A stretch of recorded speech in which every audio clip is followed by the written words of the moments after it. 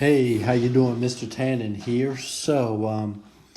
I got a few questions about this practice test. This is just, I'm showing here numbers 8 through 15 on the practice test.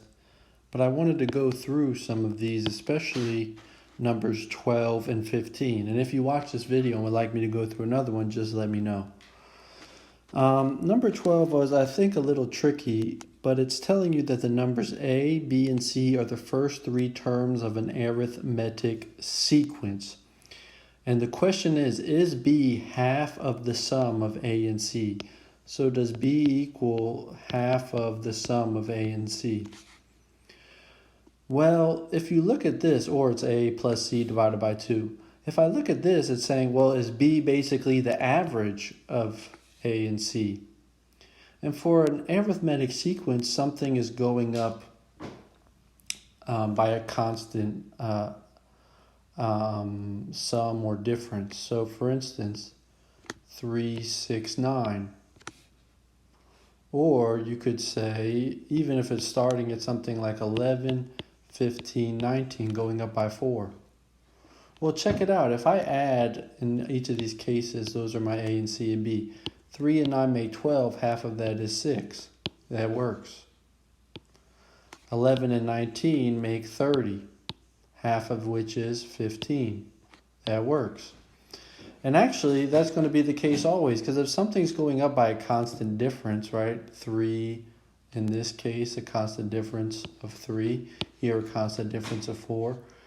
If you take any two terms, the middle term will be equidistant from the two terms on either side of it, or it'll be the average. So it is the case that B will always be half of A plus C. Because really, if they say half of A, the sum of A and C, it's saying, is it the average of A and C? Which it is. So hopefully that helps with number 12. I thought that wording was a bit confusing, so we would say yes. And because my personal way of understanding is because A plus C, half of A plus C, means it's the halfway in between the two, which is always going to be true if you have a constant difference, or it's always going to be the average or mean, if you want to think of it that way. So we just covered 12. I didn't really need all this space.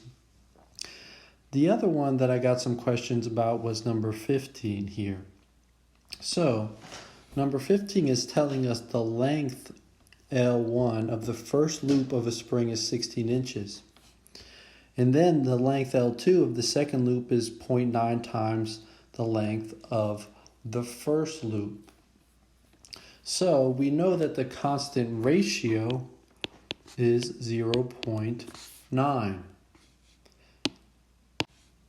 Or rather than constant ratio, I should say common ratio. My apologies.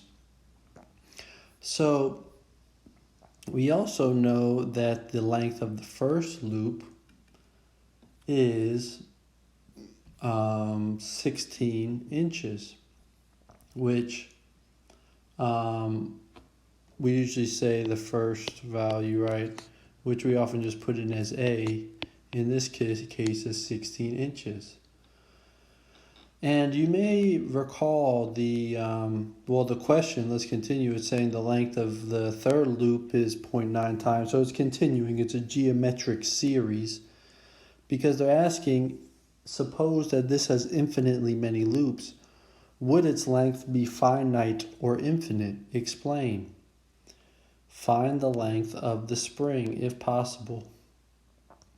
In this case, because the constant ratio is less than 1, even though it's infinite, it would end up having a finite length, because any time the constant ratio is less than 1, we are going to end up with a finite, when the absolute value of the common ratio is less than 1, the series will have a finite sum. So that means in this case, the length of this spring is going to be finite. So you may recall that, we could do the sum, and now you maybe have seen that in your calculator you have this, we're doing from 1 to infinity. In your calculator there is, if you have the TI-84, there is a sum under math. If you go all the way down to the bottom, a way you could calculate it. The calculator will do this math for you. But we also have the geometric series formula for when that common ratio is less than 1. If you recall, that was from 1 to infinity. We know that we know we could just do a over 1 minus r. You could, of course, also use the 1 minus r to the n over 1 minus r, which I believe would give you the same thing. Oh, sorry, never mind. This one wouldn't apply because this is an infinite series. We have to use the infinite series formula here. Which actually, the interesting thing, I always find this interesting, that the formula for the infinite series is actually much simpler than for a finite series. So all we have to do is, well, we know that a is 16, as we can see up here. So we'll plug that in for a.